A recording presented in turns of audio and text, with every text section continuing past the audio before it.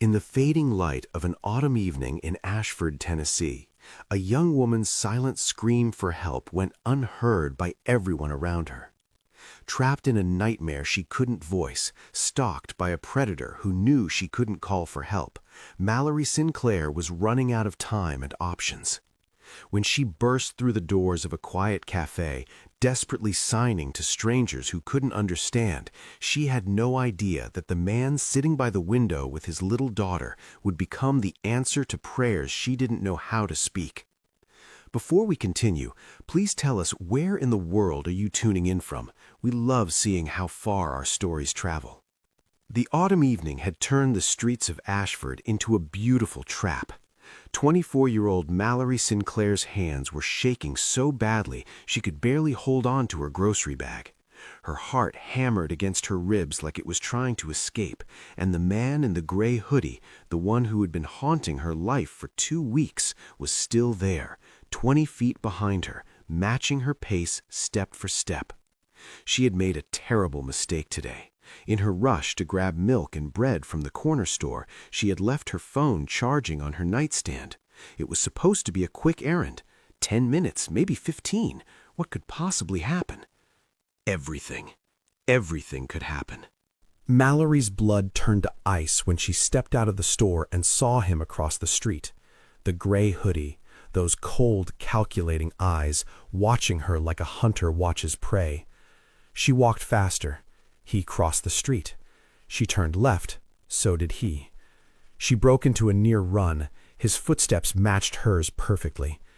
She couldn't hear if he was getting closer. She couldn't call out for help. She couldn't even know if she was screaming. And her phone, the one lifeline that could have helped her communicate with the hearing world, that could have called for help, was sitting uselessly miles away. The street was emptying as darkness crept in. A young couple walked past, absorbed in their own world. Mallory rushed toward them, her hands moving frantically in sign language. "Please, help me. Someone is following me. I'm scared." The couple looked at her with confusion that quickly shifted to discomfort. The woman clutched her purse tighter. The man shook his head apologetically, and they hurried away, clearly not understanding a single gesture she had made. Mallory's chest tightened painfully. She looked back. The man in the gray hoodie had stopped pretending. He was staring directly at her now, a slow, terrible smile spreading across his face. He knew. He knew she was running out of options. She ran. Her feet carried her toward the main street where shops were still open, where people were still moving about. She spotted an elderly man locking up his hardware store and rushed toward him, her hands flying desperately through the air. "Please, call the police. That man is following me. Please." The elderly man squinted at her, then shook his head sadly and pointed to his ear. He didn't understand.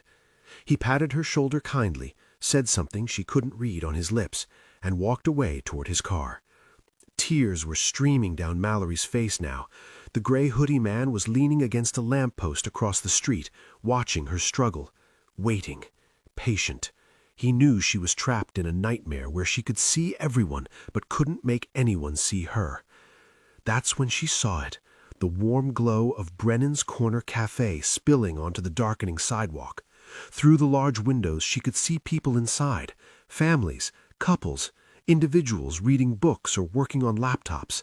Someone in there had to understand her. Someone had to help. She pushed through the door so hard that several heads turned.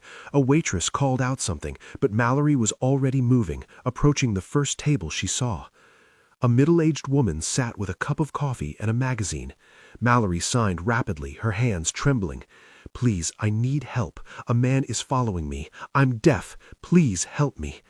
The elderly woman's eyes went wide with alarm, but not understanding. She held up her hands helplessly and called out to someone, probably her husband, who came over looking equally confused and concerned. Mallory moved to the next table. A group of college students looked up from their textbooks, their young faces reflecting confusion and uncertainty. "Can anyone understand me, please? I'm in danger." One of the students pulled out his phone, perhaps trying to find a translation app, but his friends were already looking uncomfortable, shifting in their seats, clearly not knowing how to respond to this panicked woman making gestures they couldn't comprehend. Mallory felt the last threads of hope slipping through her fingers like sand.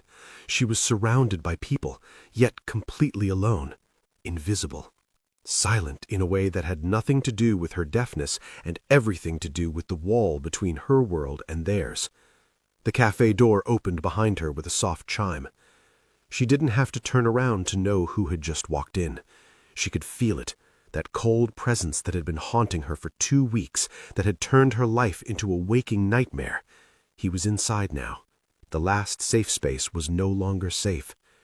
Through her tears, through the blur of panic and desperation, she scanned the room one final time, and that's when she saw him. A man sitting by the window with a little girl, maybe 4 years old. Unlike everyone else who had looked at her with confusion or pity or discomfort, this man was watching her with something different in his eyes. Concern, focus, understanding. Something about the way he was looking at her made Mallory move toward him. Desperation, instinct. She approached his table, her hands shaking so badly she could barely form the signs. Her vision was blurred with tears, her breath coming in ragged gasps, but she forced her hands to move. "Please, help me. That man, he won't stop following me. He's been stalking me for weeks. I don't have my phone. I can't call for help. Please." For a moment, time seemed to stop. And then the man raised his hands and signed back, slowly, clearly, making sure she could understand every word. "I understand you. You're safe now. I'm going to help you. What's your name?" The relief that washed over Mallory's face was so profound, so overwhelming that it was almost too much to bear. Her whole body sagged. Her knees nearly gave out. For a moment, her hands couldn't form words at all. They just trembled in the air between them, suspended in a moment of pure, desperate gratitude. Someone understood her. Someone saw her. She wasn't invisible anymore. "Mallory," she finally signed, tears spilling down her cheeks. "My name is Mallory." "I'm Wyatt," the man signed back, his movements fluid and natural, like he had been signing his entire life. "Stay right here with me and my daughter. I won't let anything happen to you." "Julie, honey, this nice lady is going to sit with us for a little while, okay? She's having a very scary day, and we're going to help her." "Okay, Daddy," Julie said, her little face suddenly serious in the way children become when they sense something important is happening. "Is a bad guy being mean to her?" "Something like that, sweetheart. I need you to stay right here and be very brave. Can you do that for Daddy?" Julie nodded solemnly. Wyatt stood and guided Mallory into the seat next to Julie, positioning himself so he could see both the door and the man in the gray hoodie. He signed to Mallory as he moved. "I'm going to tell them to call the police. Don't worry, he's not going to touch you." He walked directly toward the cafe counter, where a young barista named Stephanie was wiping down the espresso machine. His voice was low but urgent, every word deliberate. "Call the police right now. That man by the door has been stalking the woman at my table. She's deaf and doesn't have her phone. She's been trying to get help, but no one understood her. Don't let him leave." Stephanie's face went pale, but she was already reaching for the phone under the counter, her hands moving quickly as she dialed. Wyatt returned to the table and sat down across from Mallory. He signed to her, his movements calm and steady despite the adrenaline coursing through his veins. "The police are on their way. Can you tell me more about what's been happening?" Mallory's hands were still shaking, but she managed to sign back, each gesture laden with weeks of accumulated fear. "He's been following me for 2 weeks, outside my work at the bookstore, at the grocery store, outside my apartment building. I reported it to the police, but they said they couldn't do anything without evidence. Today was my day off. I just went out to get a few things. I didn't bring my phone. I didn't think I'd need it. And then I saw him again. He followed me for blocks. I tried to get help, but no one understood me. No one could hear me." The last sign, "here," carried a weight that went beyond the physical act of hearing. Wyatt's jaw tightened. "You did the right thing coming in here. You're not alone anymore." Julie, who had been watching the exchange with fascination, tugged on Wyatt's sleeve. "Daddy, why is the pretty lady talking with her hands?" "She's deaf, sweetheart. That means she can't hear sounds the way we do, so she talks with her hands instead. And I learned how to understand her a long time ago because Uncle Micah talks the same way." Julie's eyes went wide with wonder rather than confusion. "Like Uncle Micah? That's so cool!"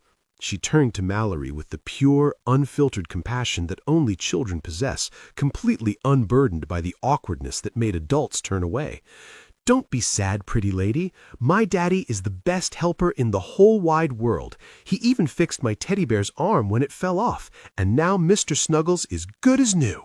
Mallory couldn't hear the words, but she watched Julie's animated little face, the way her tiny hands moved with emphasis, the way her eyes sparkled with earnest reassurance. And somehow, despite everything, despite the terror still coursing through her veins, despite the man in the gray hoodie 15 feet away, despite 2 weeks of living in fear, she felt something warm spreading through her chest. Wyatt signed to Mallory what Julie had said, and Mallory let out a sound that was somewhere between a laugh and a sob, something beautifully human and broken and healing all at once. "Your daughter is precious," she signed.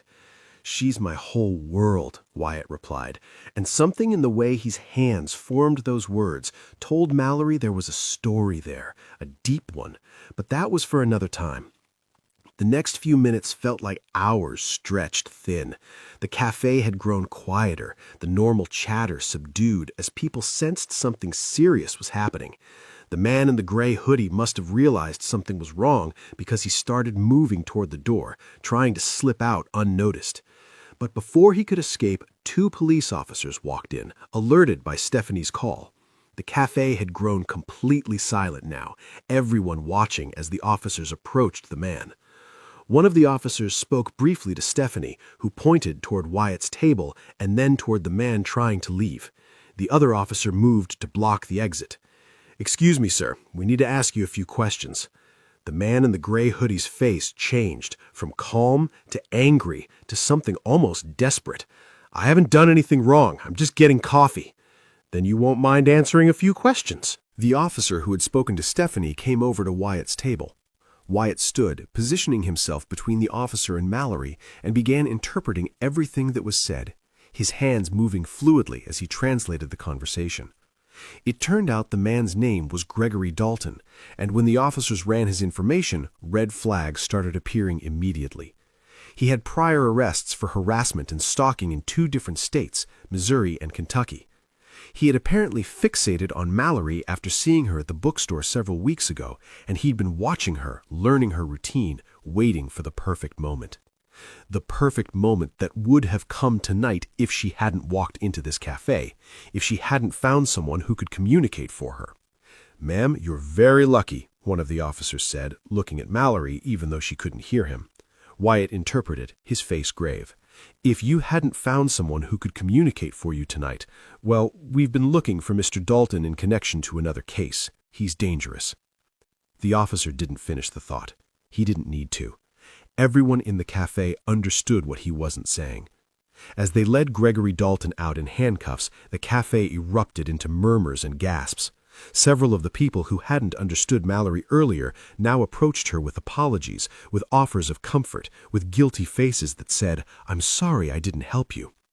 But Mallory barely noticed them.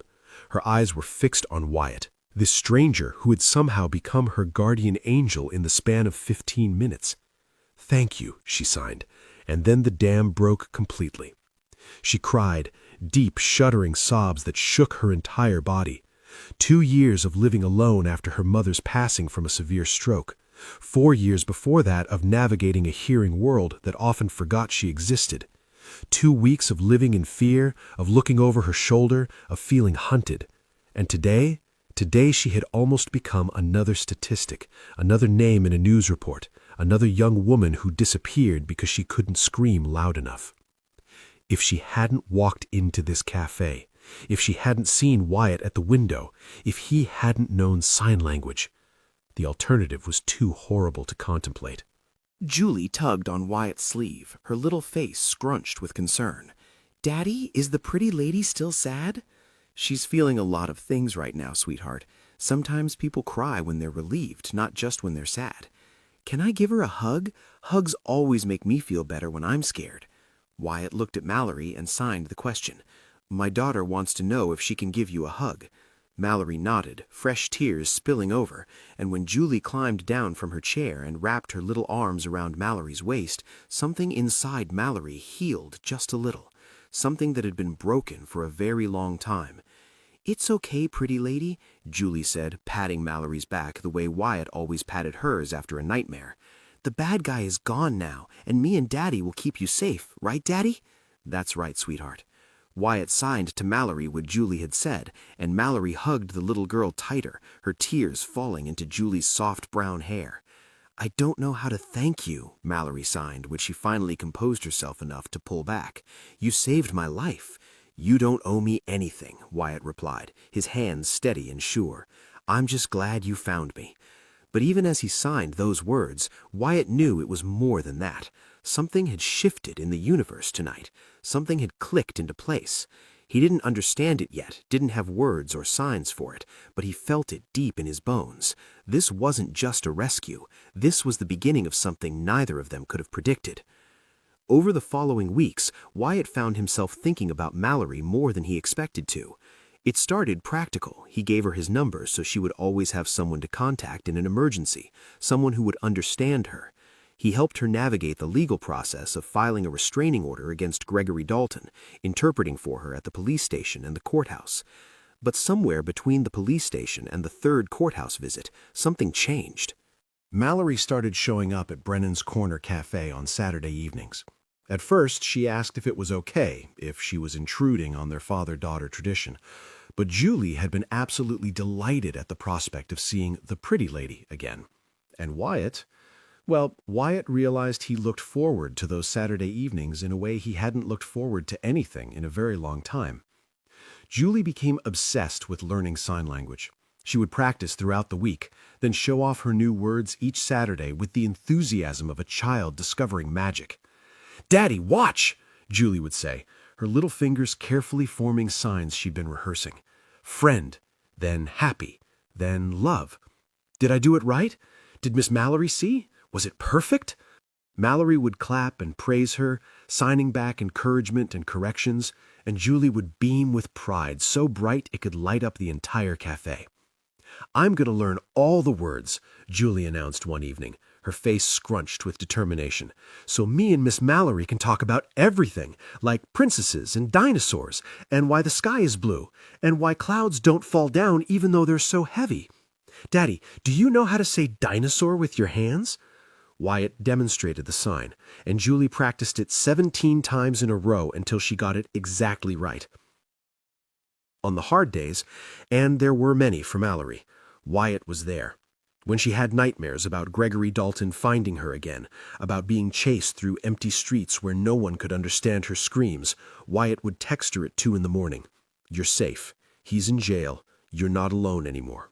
When she felt isolated at family gatherings where no one else signed, where cousins and aunts and uncles would talk around her but not to her, Wyatt would stay by her side, interpreting conversations, making sure she was included, making sure she never felt invisible again. When she doubted herself, when she wondered if she would ever feel truly safe again, if she would ever stop looking over her shoulder, if she would ever trust the world again, Wyatt reminded her of her strength. You survived. You fought. You found help. That takes more courage than most people will ever need to have. And in return, Mallory brought light back into Wyatt's life in ways he hadn't even realized were missing. She helped Julie with art projects, revealing a natural talent for painting that made the little girl squeal with absolute delight. They would sit together at Mallory's small apartment, painting wildflowers and imaginary creatures and portraits of Daddy being the strongest man in the world. She taught Wyatt new signs, ones Micah had never used, regional variations and poetic expressions that expanded his vocabulary in ways that felt like discovering new colors in a painting he thought he already knew. And she listened, truly listened, in that profound way that had nothing to do with ears and everything to do with presence, when he talked about things he hadn't spoken about in 2 years. It happened one evening, 4 months after they'd met. Julie had fallen asleep in the booth, her head resting on Wyatt's lap, and the cafe was nearly empty. The waitress was wiping down tables in the back, and the soft jazz music playing overhead created a bubble of privacy around their table. "Can I ask you something?" Mallory signed. "You don't have to answer if it's too personal." "You can ask me anything," Wyatt replied. "Julie mentioned her mommy once. She said her mommy lives in heaven with the angels now." Wyatt's hands stilled for a moment. Then he took a deep breath and began to sign. Her name was Amelia. We were high school sweethearts, one of those ridiculously young love stories that somehow actually worked. We got married at 22, had Julie at 28. She was the kind of person who made everyone around her better, kinder, happier. His hands paused, and Mallory waited patiently, giving him space. She had a heart defect she didn't know about, something she'd had since birth, but it never caused problems until it did. One day she was dancing with Julie in our kitchen, laughing at some silly song on the radio. 2 weeks later, I was standing in a cemetery, holding our daughter's hand, trying to explain why Mommy wasn't coming home. "I'm so sorry," Mallory signed, her eyes glistening. "It's been 2 years. Some days are better than others. But Julie saved me. She gave me a reason to keep going when I didn't think I could. Every time I look at her, I see Amelia's smile, Amelia's laugh, Amelia's big heart. And I know I have to be enough for both of us." "You're an amazing father," Mallory signed. "Anyone can see how loved Julie is. You're not just enough, you're everything she needs." Something in Wyatt's chest loosened at those words. Something that had been wound tight for 2 years finally began to breathe again. "What about you?" he signed. "You mentioned losing your mother." 2 years ago, Mallory signed back. "Severe stroke. She was only 53. It was just the two of us. My father left when I was young, couldn't handle having a deaf daughter. My mother learned sign language, became my advocate, my interpreter, my best friend. When she died, I lost the one person in the world who truly understood me. Until now," Wyatt signed. Mallory looked at him, really looked at him, and something passed between them that didn't need words or signs. A recognition, a connection, a sense that maybe, just maybe, they had been brought together for a reason neither of them could have predicted. 6 months after that terrifying evening in the cafe, Wyatt found himself standing outside Mallory's apartment building, a bouquet of sunflowers in his hand, her favorite, he had learned. His heart was pounding almost as hard as it had the night they met, but for entirely different reasons. When Mallory opened the door, her surprise shifted quickly to curiosity. "What are you doing here?" she signed. "Is Julie okay?" "Julie's fine. She's with my mom for the evening. I'm here because I needed to tell you something, and I needed to do it alone." Mallory stepped back, letting him into her small but warmly decorated apartment. He handed her the sunflowers, and she buried her face in them for a moment before setting them carefully on her kitchen counter. "What did you need to tell me?" she signed, her hands betraying a slight tremor. Wyatt took a deep breath. This was it. The moment that could change everything or nothing. The moment that could open a door or close one forever. "I know this might seem sudden," he signed, "but I've been thinking about this for a while. I think I fell in love with you somewhere between the cafe and now. I just didn't know how to say it. I didn't know if it was too soon after Amelia, or if you'd think I was only with you out of gratitude, or if I was crazy for feeling this way about someone I've only known for 6 months. He paused, his hands suspended in the air between them. "But then I realized that life is too short and too unpredictable to waste time being afraid. You taught me that. You walked into that cafe 6 months ago with nothing but desperation and courage, and you changed everything. You brought light back into my life. You gave Julie someone who understands her in ways I never could. You made me remember what it feels like to want something for myself, not just for my daughter. And what I want is you." Mallory stared at him, her heart so full she thought it might burst through her chest. Tears were already streaming down her face, but she was smiling, that beautiful, heartbreaking smile that Wyatt had come to love more than he thought possible. "It's not sudden," she signed back, her hands shaking with emotion. "I've been waiting for you to say it. I've been in love with you since the third Saturday, when Julie spelled my name wrong in sign language and you corrected her so gently, so patiently. I've been in love with you since you stayed up until 3 in the morning texting me through a panic attack. I've been in love with you since I realized that when I picture my future, you and Julie are in every single version of it." Wyatt closed the distance between them in 2 steps and pulled her into his arms. They stood there in her small kitchen, holding each other like they were the only 2 people in the world, the sunflowers forgotten on the counter, the evening light fading outside the window. When they finally pulled apart, Wyatt signed, "There's someone else who wants to ask you something." On cue, there was a knock at the door. Mallory looked confused, but when she opened it, there stood Julie, holding a handmade card covered in glitter and stickers. "Surprise!" Julie shouted, then immediately switched to signing as she'd been practicing. "We love you. Will you be part of our family?" Behind Julie stood Wyatt's mother, grinning widely, clearly in on the whole plan. Mallory scooped Julie into her arms, card and all, and the 4 of them stood in the doorway, a family that had found each other in the most unexpected way, built on understanding and second chances, and the kind of love that doesn't ask permission before changing everything. 3 months into their relationship, on a quiet Tuesday evening after Julie had gone to bed, Wyatt sat across from Mallory in his living room. There was a heaviness in his eyes that Mallory had seen glimpses of before, but had never fully understood. A shadow that crossed his face sometimes when he watched Julie playing. A tightness in his jaw when she asked him about the future. "There's something I need to tell you," he signed. "Something I should have told you a long time ago, but I didn't know how. I was afraid." Mallory's heart tightened with sudden worry. "What is it?" Wyatt took a deep breath, his hands trembling slightly as he began to sign. 6 months before I met you, before that night in the cafe, I took Julie to the doctor. She had been having trouble hearing her teachers at preschool. I thought maybe it was ear infections. Kids get those all the time, right? Simple, treatable. He paused, his jaw working as he fought to maintain composure. They ran tests, a lot of tests. Hearing tests, genetic tests, scans, and they found something. Mallory felt her chest constrict, already dreading what was coming.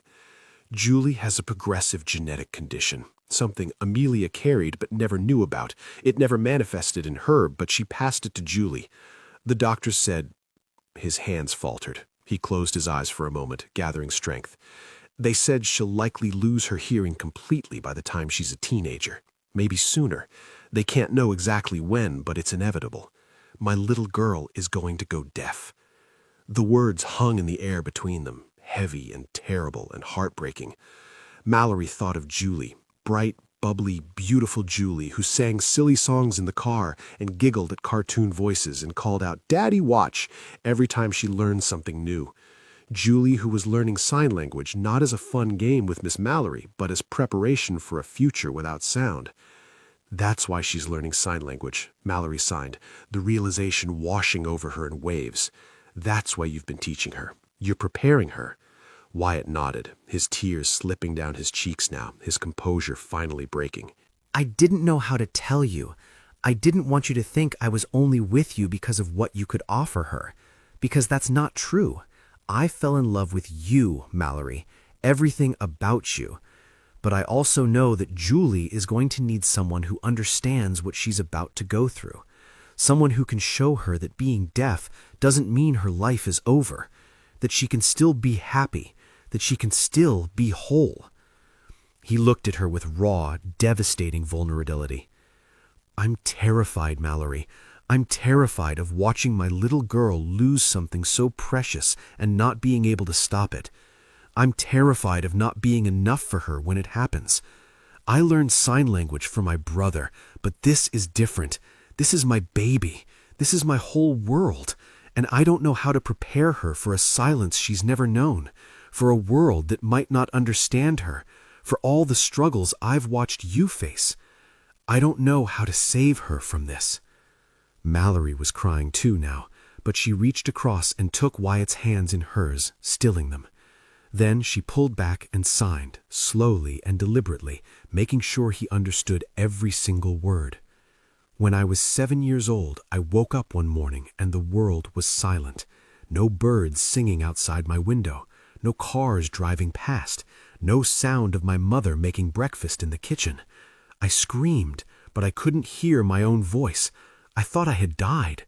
I thought I was trapped in some kind of nightmare that I'd never wake up from." She paused, steadying herself against the memories. "For years I grieved. I grieved for music I would never hear again, for laughter, for my mother's voice reading me bedtime stories, for all the sounds I didn't even know I would miss until they were gone. I was angry. I was lost. I felt broken."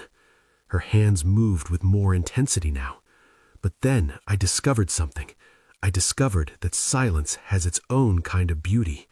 I discovered that my hands could speak louder and more eloquently than my voice ever did. I discovered that being deaf didn't make me less, it just made me different.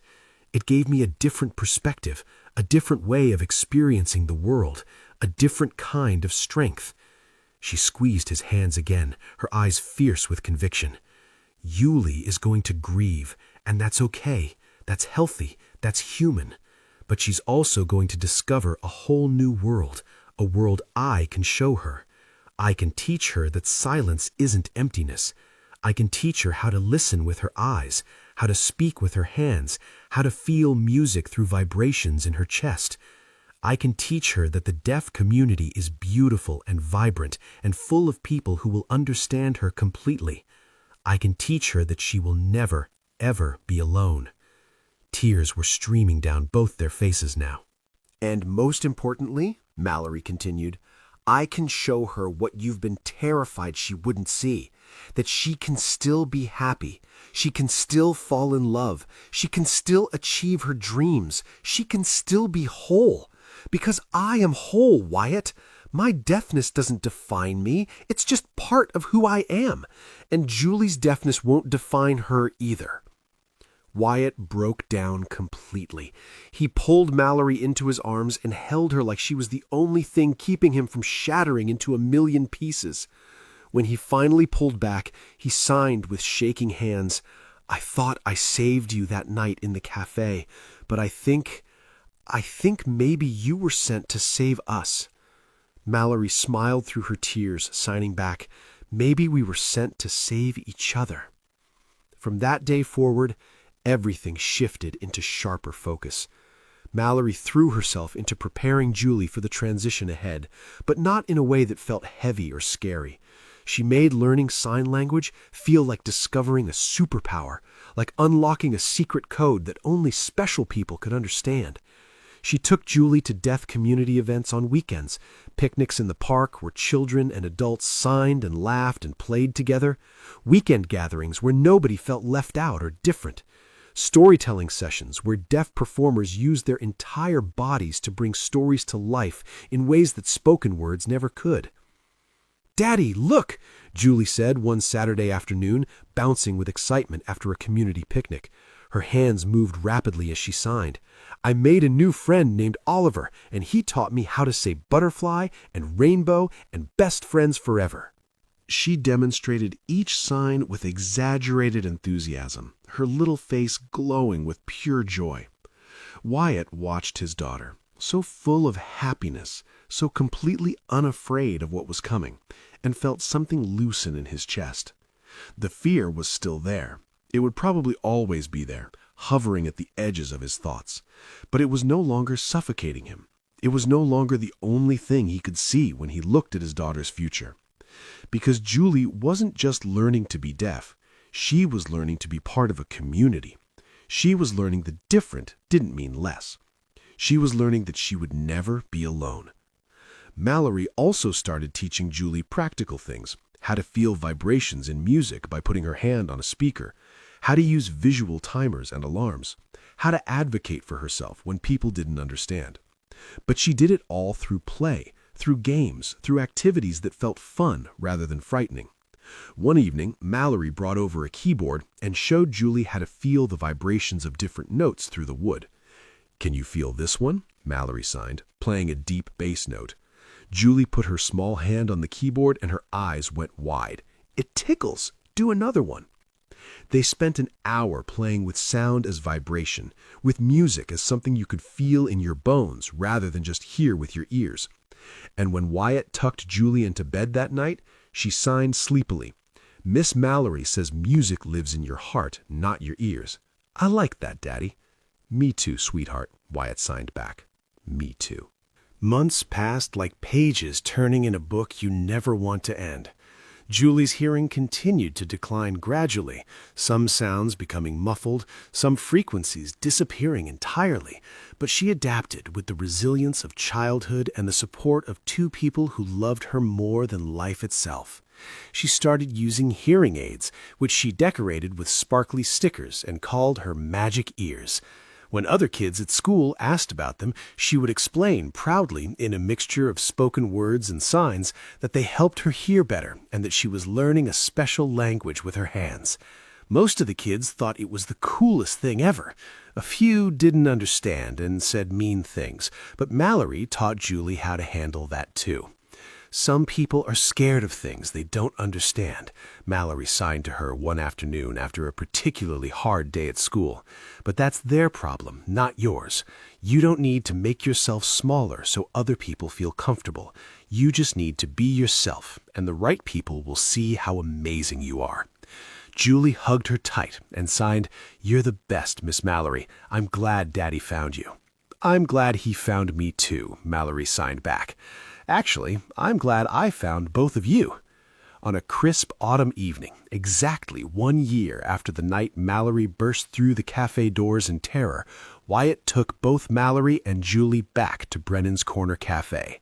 They sat at the same table by the window, the same table where their lives had changed forever. Julie, now 5 years old and wearing her sparkly hearing aids, had a plate of chicken nuggets arranged into a smiley face in front of her, just like that first night. But this time, there was no fear, no panic, no desperation. Just 3 people who had found each other against all odds. "Daddy," Julie said, tugging his sleeve, "can I say something to Miss Mallory in sign language? I practiced really hard, and I want it to be perfect." Wyatt nodded, his heart so full it felt like it might overflow. "Go ahead, sweetheart." Julie turned to Mallory, her little face scrunched with concentration. Slowly, carefully, with the deliberateness of a child who wants to get every gesture exactly right, she formed the signs. "Thank you for teaching me. I'm not scared anymore. I love you." Mallory's hand flew to her mouth. Tears streamed down her face as she pulled Julie into her arms, holding her tight against her chest, rocking her gently. "I love you too," Mallory signed, when she could finally compose herself. So much." Wyatt watched them, his daughter and the woman he loved, both of them crying and laughing and signing and hugging, and thought about fate. About that terrifying evening a year ago when a panicked woman burst through the cafe doors and changed their lives forever. About all the coincidences that had to align perfectly for them to find each other. If Mallory hadn't left her phone at home, if she had chosen a different cafe, if he and Julie had stayed home that night instead of keeping their Saturday tradition, if he never learned sign language for his brother, if any single element had been different, they never would have found each other. But they had. Against all odds, despite all the fear and pain and grief that had brought them to that moment, they had found each other. Wyatt had thought he was saving Mallory that night. He had thought he was the rescuer, the hero, the one who swooped in and made everything better. But the truth was so much more beautiful than that. Mallory had saved them too. She had saved Julie from facing her future alone. She had saved Wyatt from drowning in fear about something he couldn't prevent. She had saved their small family from isolation, from grief, from the weight of carrying their burdens alone. They had saved each other.